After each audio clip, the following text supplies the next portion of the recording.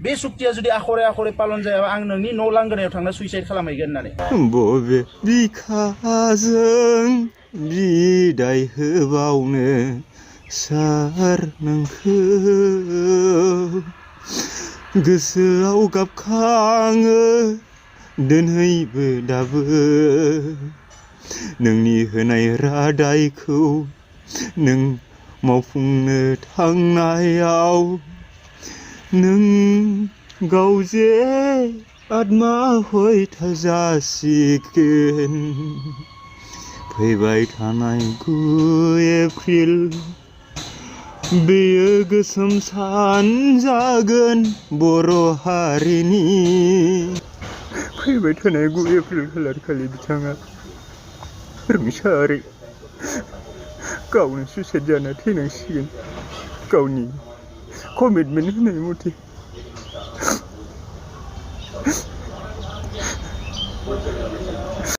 प्रमोद बरो আপনার সুইসাইডর দিনটো হল 9 তারিখ এপ্রিল যেহেতু 8 তারিখ এপ্রিলত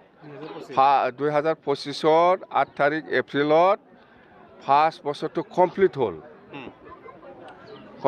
যেহেতু আখরে আখরে পালন হওয়া নাই বা ইমপ্লিমেন্ট হওয়া নাই এই হিসাবত 9 তারিখত হি সুইসাইড কৰিব লাগে এটোৱে কৈছো মই लोगोफोर सिगाङावनो आंनि चेनेलनि जानानै नोंथांमोनखौ गोरबो गोसोजों बरायबाय दिनैनि नैबे गोदान भिडिअआवबो आरो दिनै फार्स्ट टाइम माने आङो प्रमोद बन्धु बिथांनावबो निमाहा बिनाय थाहैबाय जाहाथे कन्टेन्टनि थाखाय गोरोन्थि जायोबा निमाहा हो दा दिनैनि जे कन्टेन्ट बे जाहैबाय मोनसे काल्पनिकजों बानायनाय कन्टेन्ट दा थारैनो बियो मोगथां नङा थारैनो मोगथाङाव जानोबो हागौ होननानै माने बे भिडिअखौ लाबोनाय जादों आरो लोगोफोर आङो दा लोगोफोर समजों लोगोसे दिनै एसे गाबोन एसे जोङो मोनफ्रोमबो बिथिङावनो जोङो मानसि माहारिया गोरोबनानै सोलिनांगौ जायो नङा होमब्ला दिनैबो थिग बे रोखोमनो समानो फैदों आरो जेनाखि प्रमोद बन्धु बिथांनि बै समाव होनाय रायजो राजानो प्रतिश्रुति नङा होमब्ला बिराद गिथावमोन आरो ओरैबायदि गिथाव बिथाङा माने गावखौ बुलि होनायनि खोथा बिटिआर दफानि मोनफ्रोमबो दफाफ्रा जुदि आखरे आखरे पालन खालामनाय जायाब्ला बा साक्सेस जायाब्ला माने बिथाङा मा होनदोंमोन सुइसाइड खालामहैनो खोथा होदोंमोन आरो थारैनो खालाममारगोन दा प्रमोद बन्धु नोंथां दा गुबै बाथ्राया बेसो लोगोफोर आरो रायजोफोर थारैनो जुदि गमा मायैनि जुदि प्रमोद बन्धु बिथाङा जुदि गावनि प्रतिश्रुतिखौ मावफुंनांगौआव जुदि सुइसाइड जामारोब्ला दिनैनि दिनाव जे कन्टेन्टखौ लाबोदों जे कभार फटकआव जे पिक्सारफोरखौ लाबोदों थारैनो बैफोरबायदि जागोन आरो माने बेवले खाथां खोथा आरो बेजों लोगोसे दिनैहाय मुगानि थान्दै इउटुब सालायगिरि बिथां बिनान्जय नार्जारी बिथाङा दिनै माने गोबां गाबदों आरो सम फैनायनि सिगां माने बै समा फैयोब्ला बिथाङा खिन्थु गाबगोन ना गाबा बेखौसो नेनांसिगोन आरो रायजोफोर दा बिथाङा इमोसनेलजों गाबदों माने जाहाथे बिथाङा माने गोबां माने खोमानानै लानो गोनां बायदि जादों आरो मानि थाखाय खोमानानै लानो गोनां जादों दिनै बिनान्जय नार्जारी बिथाङा बै समाव प्रमोद बन्धु बिथांजों लिलि लाला आर'नाइजों बरायजानाय नङा होमब्ला दिनै बिथाङाबो माबा मोनसे बिराद गोदै सिमां दंमोन जानो हागौ प्रमोद बन्धु नोंथांनि नैबे माबायाव सरखारनि दिनाव नाथाय नोंथाङा फैयै फैयै फैनानै दिनै गावनि प्रतिश्रुतिफोरखौ मावफुंनो हायैयाव माने हरखाबै बै समफ्रा फैबाय नोंनि प्रतिश्रुति होनाय समफ्रा दा बै सम फैनायजों लोगोसे थारैनो नोंथाङा सुइसाइड जामारगोन नामा दा बेखौ बिथाङा बिराद माने सिन्था खालामनानै दिनैनि दिनाव थारैनो बिथाङा बे बुहुमनिफ्राय आनज्रायलांसिगोन नामा आरो बे बुहुमनिफ्राय आनज्रायलाङोब्ला जों दिनै मा जागोन गोबां मिजिं आसा लानानै आङो इउपिपिएलआव फैदोंमोन आरो बेजों लोगोसे गोबां रोजा रोजा जोंनि बर' आइजो जोहोलाव आरो बोराय बेन्थ'फ्रा दिनै इउपिपिएलखौ मोजां मोननानै इउपिपिएलआव दिनैहाय जइन जाग्लुंहैदोंमोन नाथाय बैफोरनि सिमां मिजिंफ्राबो दिनै फैमाल जाजोबसै साननानै दिनै मा जादों बिनन्जय नार्जारी बिथाङा बिराद दुखु गोनां गाबदों लोगोफोर दिनैनि जे बोथोर बे बोथोरा UPPL दोलोनि थाखाय माने बिराद माने लोरबां अबस्था आरो माने हालोद गाज्रि होननांगोन आरो लोगोफोर दा दिनै बिथाङा हालोद गाज्रिखायनो दिनै गोब्रामदों माने साना हस्लाबा दिनैहाय बै सिमां मोगथां गोब्रामनायफोरबायदि गोब्रामबाय आरो बिथांमोना थारैनो जोङो बिपद जामारसिगोन नामा नैबे BTC निफ्राय अराय समनि थाखाय जों गोमालांसिगोन नामा होननानै बिथांमोना दिनै शंखिदों BPF हान्जाखौ दिनै शंखिदों BPF हान्जायाव दिनै बोराय बेन्थ जोंनि बर' लाइमोन आरो गुबुन गुबुन हारिनि मानसिफ्रा होंगो दोंगो लोब लोब जइन जानायखौ नुनानै दिनै बिथांमोना गोरबो खामदों खर'आव अर जोंदों गोबां माने बायदिसिना जादों आरो मा बिथांमोननि बै UPPL लाइफआव दा दिनै बिनिखायनो बिथांमोनहा मा जादों BPF दोलोनि माखासे केम्पिं खालामग्रा सारमोनखौ बिथांमोना दिनैहाय माने पुलिस कमप्लेन लगायनांगौ गोनां जादों दा दिनै बिदिनो बिथांमोना माने गाज्रि सम जानायखाय माने सिमां मोगथां गोब्रामबाय आरो मा रायजोफोर दा बै समा फैगोन नालाय दा दिनै बिदिनो जायो रायजोफोर जेब्लानाखि मानसिया गाज्रि खैफोदाव फैयो बै न'खरनि मानसिया मा खालामगोन मा खालामा मा मावगोन मा मावा बेफोरबायदिनो गोबां माने बायदिसिना मावफ्लाङो आरो मा जे खामानिया सैथो बा मोजां बे खामानिखौ मावफ्लाङालासिनो माने गाब्रायनायजों माने गोबां गाज्रि गाज्रि खामानिखौसो मावो आरो जेब्लानाखि मानसिया खैफोद जायो दा थिग बिदिनो जादों लोगोफोर दिनै बिथांमोनहा गावसिनि जोबनाय समखौ नुहुरनानै दिनै गाब्रायबाय रायजोनि मुगैनायखौ बिथांमोना बुजिबाय दिनै रायजोखौ थगायनायखौ बिथांमोना एसेबाबो थाल मोनबाय दा बेखायनो दिनै गाब्रायनायजों मा खालामबा मोजां जागोन बेफोरबायदि साननानै माबा मोनसे गोरोन्थि लामाखौल' बिथांमोना लांबाय थायो लोगोफोर दिनैनि जेबायदि काल्पनिक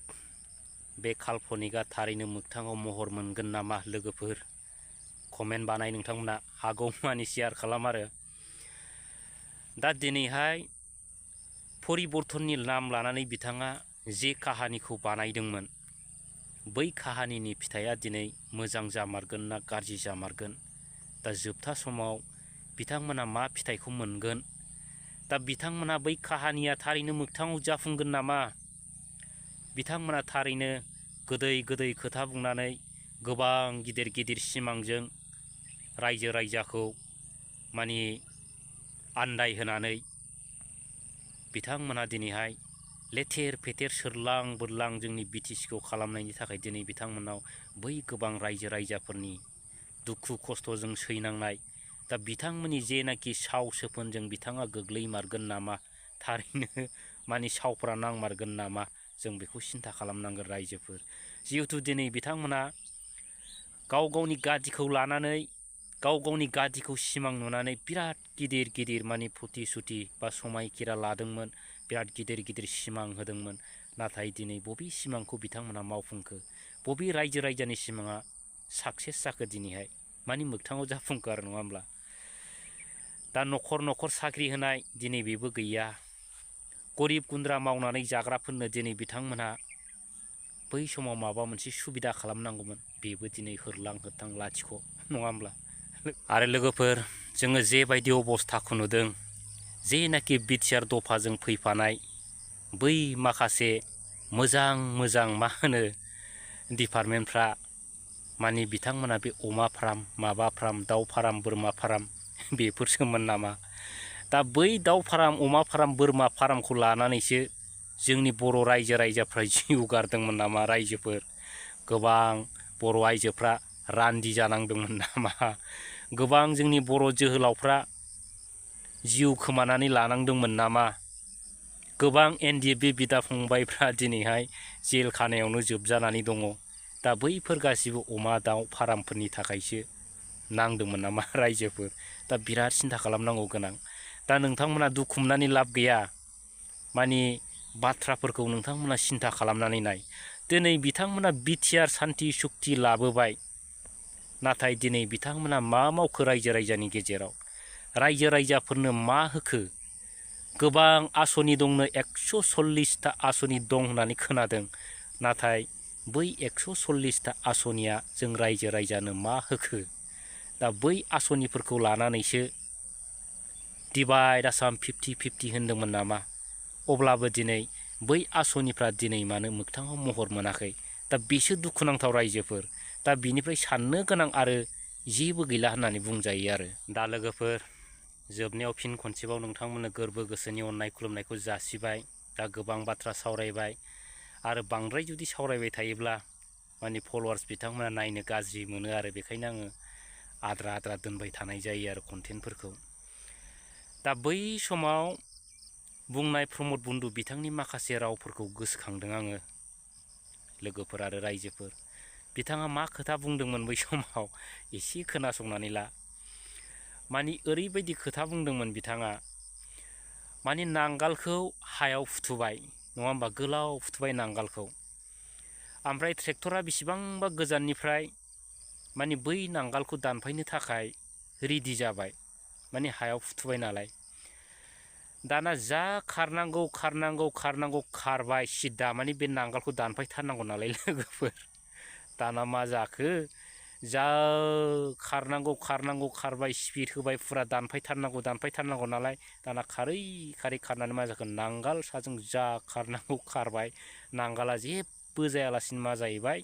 दाना गावस्रा कन्ट्रल हायालासिनो मा जाहैखो कारेन्ट पस्टआवनो थां नांनानै ट्रेक्टरा